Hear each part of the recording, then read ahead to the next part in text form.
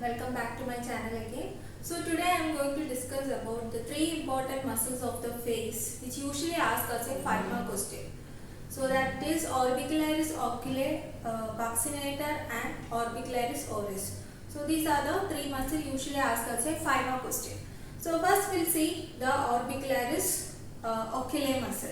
Before moving on to the orbicularis oculi, first we'll see the diagram and familiar with the parts. Okay, so in the diagram there you can see the part which is called as medial palpebral ligament. The arrow is showing that is the medial palpebral ligament, and the laterally placed is that is called as lateral palpebral raphe. Okay, the arrow which is showing that is the lateral palpebral raphe. Then the arrow which is showing that is a superior tarsal plate, and the lower one that is the inferior tarsal plate. You should know all these parts, then only it will be easy for you to learn orbicularis oculi muscle. First we'll see the muscle. So this orbicularis oculi, it is mainly having three parts, that is the orbital part, palpebral part and lacrimal part. So each part have different origin, different insertion. So first we'll see the orbital part of orbicularis oculi. As you know, the circular muscle around the eye, that is the orbicularis oculi. So this orbital part origin is from the medial palpebral ligament. So previous diagram you have already seen the medial palpebral ligament.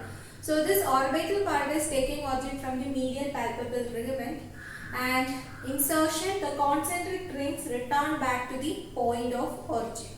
Okay, so the circular fibers that it goes and inserted back to the point of origin, that is towards the medial palpebral ligament only. So that is the orbital part of orbicularis oculi.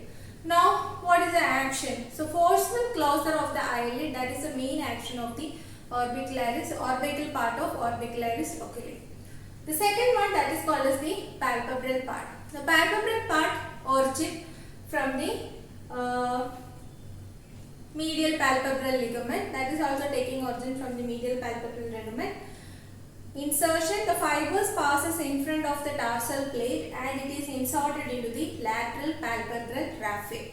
Okay, so the fibers passes in front of the tarsal plate, that is superior and inferior tarsal plate, and then it goes and inserted into the lateral palpebral raphe. So the main function or action of this muscle is it closes the eyelid gently. And the last part, that is called as the lacrimal part. The lacrimal part usually lies deep to the lacrimal sac. Now we will see the origin of the lacrimal part of orbicularis oculi. It takes origin from the lacrimal crest and lacrimal fascia. Okay. Then it passes in front of the tarsal plate, that is a superior and inferior tarsal plate, and inserted into the lateral palpebral raphe. So this also inserted into the lateral palpebral raphe. Now the action of this lacrimal part of orbicularis oculi is it dilates the lacrimal sac. So that is about the orbicularis oculi. So now moving on to the next muscle, that is called as the buccinator muscle. So in the diagram you can see the buccinator muscle. Now we'll see the arrangement of muscles. So it has three type of muscle fibers. So that is the upper buccal fibers, lower buccal fibers and intermediate fibers. When you see the upper buccal fibers origin, it takes origin from the maxilla opposite the third molar teeth. Insertion, the fibers go straight to the upper lip. Okay, so that is the insertion of the buccinator upper buccal fibers. Now we will see the lower fibers. The lower buccal fibers arises from the mandible opposite to the third molar teeth. The fibers goes straight to the lower lip, that is the insertion. Now when you see the intermediate fibers, the intermediate fibers arises from the pterygomandibular raphe. So it arises from the pterygomandibular raphe, and it undergo chiasmatic decussation. So it undergo decussation near to the modiolus and goes to the opposite lips. So that is about the buccinator muscle. So it has upper, intermediate and lower buccal fibers. Now what is the function or action of this muscle? The main function of the muscle means it flattens the cheeks against the gum and it prevents the accumulation of food in the vestibule. and it is also called as whistling muscle. So that is about the buccinator muscle.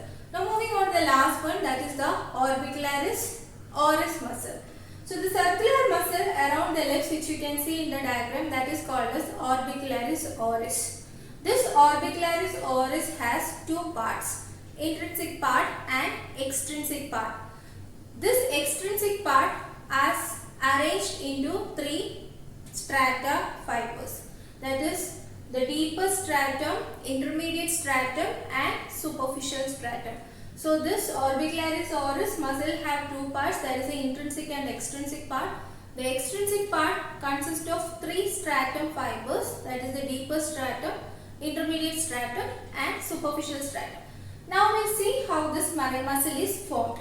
Moving on to the deepest stratum. So in the diagram, the blue colored area, that is the deepest stratum. The deepest stratum is mainly made up of superior incisivus muscle from the maxilla and inferior incisivus muscle from the mandible. So this incisivus muscle takes origin from the incisive fossa of maxilla and mandible.